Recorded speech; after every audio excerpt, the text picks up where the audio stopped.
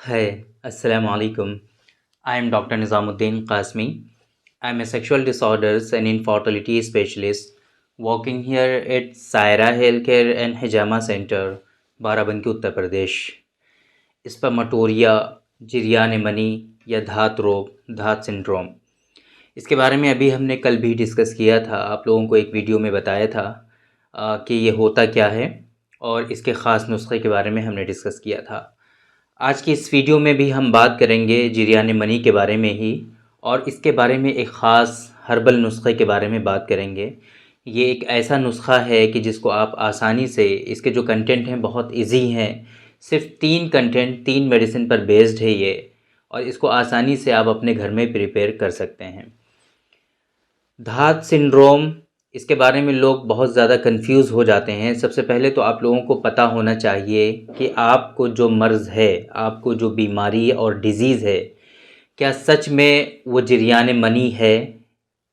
बहुत मर्तबा ऐसा होता है कि जो यंग बच्चे होते हैं, इस शुरुआत में कोई कनेक्शन होता है या फिर सेक्सुअल ख्वाहिशात उनके अंदर थोड़ी बहुत स्टार्ट होती हैं, तो वो उसके बारे में देखना शुरू करते हैं।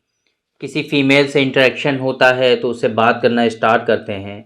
तो सेक्सुअल स्टिमुलेशन जब होता है, सेक्सुअल एक्साइटमेंट जब उनके अंदर आता है, तो ऐसी सूरत में जो चिपचिपा पानी आता है उनके प्राइवेट पार्ट से, वो मज़ी कहलाता है, मज़ी। तो अकॉर्डिंग टू यूनानी सिस्टम ऑफ मेडिसिन, ये मज़ी किसी तरह का कोई मर्ज़ नहीं है, कोई डिज़ीज़ नहीं है। ये अलग बात है कि अगर ये जिरयान मज़ी में कन्वर्ट हो जाए, हर वक्त निकलता ही रहे, तो ये बीमारी में कन्वर्ट हो जाता है, उस वक्त ये डिज़ीज़ कहलाता है। लेकिन सिर्फ उस वक्त जब आप सेक्सुअल इंटीमेशन कर रहे हैं, या फिर सेक्सुअल थोड़ा सा एक्साइटमेंट आपके अंदर आ रहा है, या फिर आप किसी से सेक्सुअली जो है इंटरेक्शन कर रहे हैं, तो ऐसी सूरत में वो जो चिपचिपा पानी आता है वो मज़ी कहलाता है, और वो किसी तरह की कोई डिज़ीज़ और बीमारी नहीं होती है। बहुत मर्तबा ऐसा होता है कि ये जो यंग बच्चे होते हैं उनकी समझ में ये चीज़ नहीं आती है, और चूंकि इससे वो नावाकिफ़ होते हैं, इसके बारे में उनको पता नहीं होता है, तो इस वजह से वो इसको बीमारी समझते हैं और वो अपने नियरेस्ट जो भी डॉक्टर्स होते हैं उनके पास जाते हैं और कंसल्ट करते हैं। अगर सही जगह वो लोग पहुंच जाते हैं, सही इन्फॉर्मेशन उनको मिल जाती है, तो वो सारी परेशानियों से बच जाते हैं। लेकिन अगर कहीं उल्टी सीधी जगह पहुंच जाते हैं, तो वो उन लोगों को मेडिसिन देना स्टार्ट कर देते हैं, बताते हैं कि ये तो बहुत बड़ी बीमारी है और इससे तो बहुत परेशानी हो जाती है। जो जिरयान मनी से जो होता है वो इसी के बारे में बता देते हैं कि मज़ीद से आपको ये सब परेशानियां होने लगेंगी, तो वो परेशान होने लगते हैं कि हाँ सच में मेरे अंदर कोई परेशानी है। तो आप लोगों को इसी वजह से हमेशा वेल क्वालिफाइड अच्छे डॉक्टर से कंसल्ट करना चाहिए, जो इस डिजीज़ के बारे में प्रॉपर नॉलेज रखते हों और सही से इसका ट्रीटमेंट और उसूल इलाज जो है, जो कॉन्सेप्ट को फॉलो करके ट्रीटमेंट होता है, वो लोग जिनको फॉलो करते हैं वो उन्हीं लोगों को आप लोगों को दिखाना चाहिए। तो मज़ी का जो कंप्लेंट होता है वो कोई कंप्लेंट नहीं होता है, मज़ी जो है कोई बीमारी नहीं होती है, इसके बारे में आप लोगों को पता होना चाहिए। जिरयान मनी ये एक मेजर डिसऑर्डर होता है। धात सिंड्रोम भी इसको हम लोग कहते हैं, स्पर्मेटोरिया कहते हैं, या फिर धात की शिकायत है ना, धात गिरना, इन सारे नामों से इसको जाना जाता है। जिरयान मनी होता क्या है बेसिकली, कि मनी का ही कुछ पार्ट आपका खारिज होता है ड्यूरिंग यूरिनेशन और ड्यूरिंग डिफिकेशन।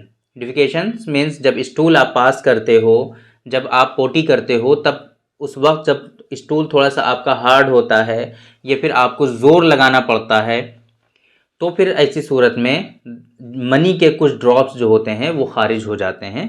तो इसको हम लोग जिरयान मनी के नाम से जानते हैं। जिरयान मनी एज ए कॉम्प्लिकेशंस भी बहुत सारे लोगों में हो जाता है। जो लोग मास्टरबेशन बहुत ज़्यादा करते हैं, या फिर जिन लोगों में कॉन्स्टिपेशन रहता है, सीवियर कॉन्स्टिपेशन रहता है, ऐसे लोगों में जिन लोगों में इंडाइजेशन का इशू होता है, ऐसे लोगों में कि जिनमें पाइल्स का इशू होता है, ऐसे लोगों में कि जिनमें जो है डाइजेशन प्रॉपर वे में नहीं होता है, पेट साफ नहीं होता है, वो लोग ज़ोर लगाते हैं, तो ऐसी सूरत में मनी के कुछ ड्रॉप्स जो होते हैं वो खारिज हो जाते हैं और जिरयान मनी में वो लोग मुब्तला हो जाते हैं। जिरयान मनी की वजह से मल्टीपल डिसऑर्डर्स लोगों में होते हैं, सेक्सुअल डिसऑर्डर्स होते हैं, जनरल वीकनेस आती है, जनरल डिबिलिटीज़ आती हैं। इसी तरीके से जरियान मनी की वजह से लोगों में श्रिंकेज का इशू होता है, शॉर्टनेस हो जाती है, पेनिस की पेनाइल मसल्स जो होते हैं वो वीक हो जाते हैं, यूरेथ्रा पूरा का पूरा वीक हो जाता है। और इसी तरीके से जो मोटाई होती है एक तरह से पेनिस की, वो भी कमज़ोर होने लगती है, उसमें भी कमी आने लगती है और पतला हो जाता है उनका प्राइवेट पार्ट। एक कंप्लेंट बहुत ज़्यादा देखने को मिलती है ऐसे लोगों में कि जो लोग जरियान मनी से काफ़ी टाइम से सफ़र कर रहे होते हैं, तो उन लोगों में क्या होता है कि फ्रीक्वेंसी बढ़ जाती है यूरिन की। यूरिन जो है उनको बार बार आता है, बार बार पेशाब के लिए जाना पड़ता है। इरेक्टाइल डिसफंक्शन उनके अंदर हो जाता है, प्रीमैच्योर इजैकुलेशन उनके अंदर हो जाता है, सेक्सुअल डिसऑर्डर्स काफ़ी ज़्यादा सीवियर उन लोगों के अंदर हो जाते हैं। ओवरऑल बॉडी बहुत ज़्यादा वीक हो जाती है। सिर्फ बॉडी ही नहीं, बॉडी के तमाम ऑर्गन्स और इनके जो पार्ट्स हैं इंपॉर्टेंट, वो सारे के सारे कमज़ोर और वीक होने लगते हैं। बॉडी के अंदर एनर्जी स्टेमिना की कमी बहुत ज़्यादा होने लगती है। ये जो नुस्खा है इसके अंदर 3 चीज़ें हैं बहुत इंपॉर्टेंट, जो मैंने आप लोगों को अभी स्टार्टिंग में भी बताई थी। वो क्या है कि मग़ज़ तुख्म तमर हिंदी, कल भी जो हमने नुस्खा बताया था उसके अंदर भी ये कंटेंट था। मग़ज़ तुख्म तमर हिंदी, जो इमली होती है, इमली का जो बीज होता है उसके अंदर का जो मग़ज़ होता है उसको हम लोग मग़ज़ तुख्म तमर हिंदी के नाम से जानते हैं। तो आपको ये मग़ज़ लेना है तमर हिंदी का, तमर हिंदी के बीज का मग़ज़ लेना है। तुख्म लाजवंती, लाजवंती के जो बीज और तुख्म होते हैं वो आपको लेना है, और ताल मखाना, ये 3 चीज़ें आपको लेनी है। मग़ज़ तुख्म तमर हिंदी, तुख्म लाजवंती और ताल मखाना, ये तीनों आपको 10-10 ग्राम लेने हैं, इक्वल क्वांटिटी में आपको लेना है। एक चीज़ और है इसमें जो इसकी प्रिपरेशन में चाहिए आपको, वो है बरगद का दूध। शीरे बरगद कहते हैं हम लोग इसको। बरगद का जो दरख्त होता है, जो पेड़ होता है, उसको जब कट करते हैं हम लोग कहीं से, उसको थोड़ा सा क्रोध देते हैं तो वहाँ से ब्लीडिंग होने लगती है एक तरह से दूध की, उसमें से दूध निकलने लगता है।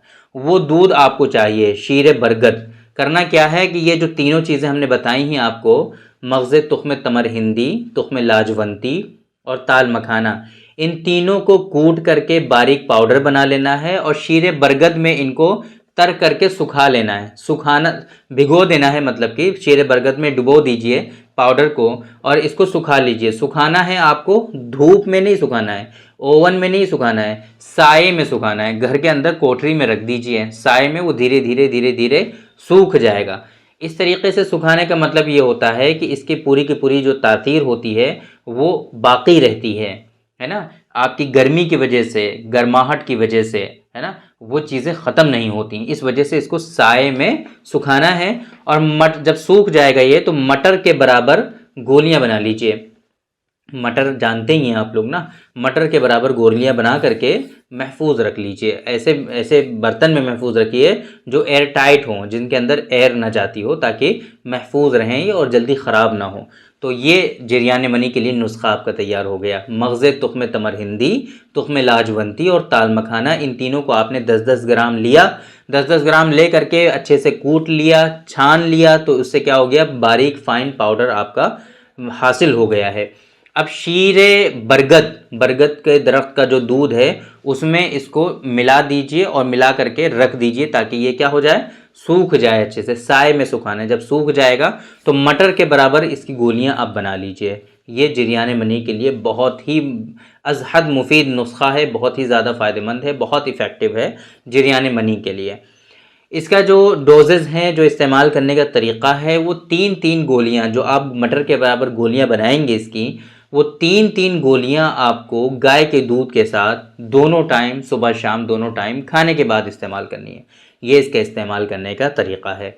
तो जरियान मनी के लिए ये नुस्खा हमने बताया आपको, और जरियान मनी के बारे में कुछ चीज़ें हमने डिस्कस की हैं कि जरियान मनी के किन किन कॉम्प्लिकेशंस में होता है, और जरियान मनी के जो है क्या क्या असबाब और कॉजेज़ होते हैं, और जरियान मनी की वजह से आपको क्या क्या परेशानियां होती हैं। ये सारी चीज़ें हमने कवर करने की कोशिश की, और आप लोगों को एक नुस्खा बताया जरियान मनी के लिए, जो बहुत इंपॉर्टेंट है, बहुत इफ़ेक्टिव है। उम्मीद करते हैं कि आप लोगों को आज की ये वीडियो पसंद आई होगी और आप लोगों को फ़ायदा हुआ होगा। तो थैंक यू वेरी मच, बहुत बहुत शुक्रिया आपका। आज की इस वीडियो में इतना ही। इंशाअल्लाह कल फिर मुलाकात होगी आपसे एक दूसरी वीडियो में।